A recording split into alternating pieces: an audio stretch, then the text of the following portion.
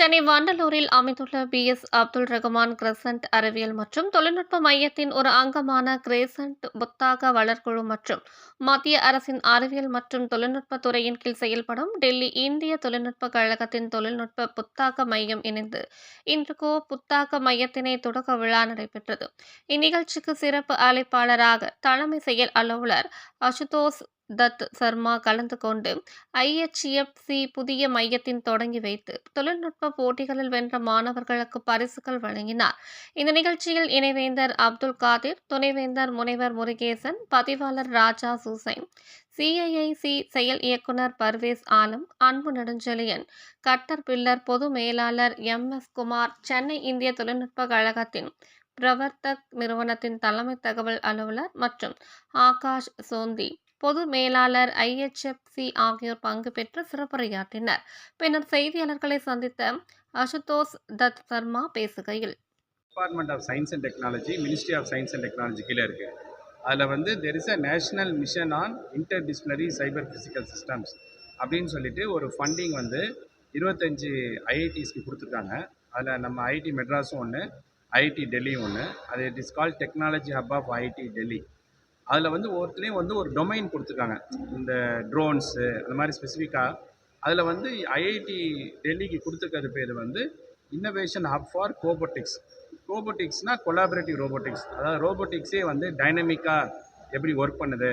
இப்போ நம்ம பார்க்குறோம் ரோபோட்டு, இப்போ ட்ரோன்ஸு, இப்போ ஆர்டிஃபிஷியல் இன்டெலிஜென்ஸ் அண்ட் கார்ஸ் இப்படிலாம் நம்ம பார்க்குறோம்.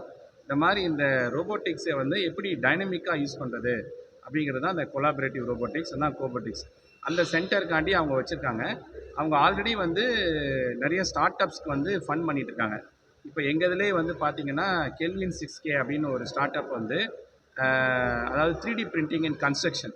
அவங்களுடைய ரோபோட்டிங்கை பார்த்துருப்பீங்க. அவங்க கன்ஸ்ட்ரக்ஷனே 3D பிரிண்டிங் ரோபோட்டிக்ஸ் மூலமாக, ரோபோட்டிக்ஸ் ஆர்ம் மூலமாக பண்ணுறாங்க. ஸோ அந்த ஸ்டார்ட் அப்க்கு ஒரு 1 crore ஃபண்ட் பண்ணியிருக்காங்க. அதே மாதிரி பிளேட்டோன்னு சொல்லிட்டு ஒரு ரோபோட்டிக்ஸ் கிட்டு டெவலப் பண்ணுறாங்க. அவங்களுக்கும் சப்போர்ட் பண்ணியிருக்காங்க. ஸோ இன்றைக்கி இனாகரேஷன் என்னதுக்கு பண்ணியிருக்கோன்னு சொன்னால், இந்த கோ இன்னோவேஷன் சென்டர் அப்படின்னு சொல்லிட்டு அவங்க இந்தியா ஃபுல்லாக ஒரு 10 காலேஜஸ் சூஸ் பண்ணியிருக்காங்க.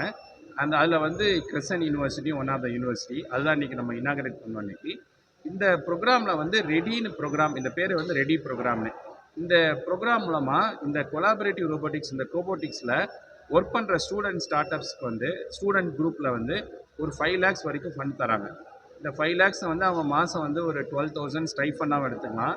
அது இல்லாமல் ப்ரோட்டோடைப்பும் அவங்க பண்ணலாம், அதில் யூஸ் பண்ணலாம். அதில் ஸோ இது மூலமாக இந்த படிக்கிற ஸ்டூடெண்ட்ஸை இந்த ரோபோட்டிக்ஸில் எப்படி அவங்க ப்ராஜெக்ட்ஸ் நிறையா பண்ணி, இப்போ இன்றைக்கி கிட்டத்தட்ட ஒரு 25 ப்ராஜெக்ட்ஸ் இங்கே டிஸ்பிளே ஆனது. ஸோ அந்த 25 ப்ராஜெக்ட் ஸ்டூடெண்ட்ஸ் டிஸ்பிளே பண்ணாங்க இந்த வேரியஸ் ரோபோட்டிக்ஸில். இதை எப்படி நாளைக்கு ப்ராடக்டாக கன்வெர்ட் பண்ணி அதுலேருந்து எப்படி நம்ம சொசைட்டிக்கு ப்ராடக்ட் கொடுக்குறது அப்படின்னு சொல்லிட்டு பேசினாங்க. இன்றைக்கி வந்தவங்களாம் என்ன சொன்னாங்கன்னா, நம்ம இந்தியாவில் இந்த ரோபோட்டிக்ஸ் இந்தியனைஸ்டு கிடையாது எதுவுமே. இப்போதைக்கு நம்ம எல்லாமே ஃபாரின் கண்ட்ரி, USA, சைனாவில் தான் இம்போர்ட் பண்ணுறோம். இந்தியாவிலே ரோபோட்டிக்ஸ் டெவலப் பண்ணுறதுக்கு இந்த ரெடி ப்ரோக்ராம் பை ஐஹெச்எஃப்சி ஒரு பெரிய உறுதுணையாக இருக்கும் அப்படின்னு சொல்லிட்டு இன்றைக்கி எல்லாம் சொல்லியிருக்காங்க.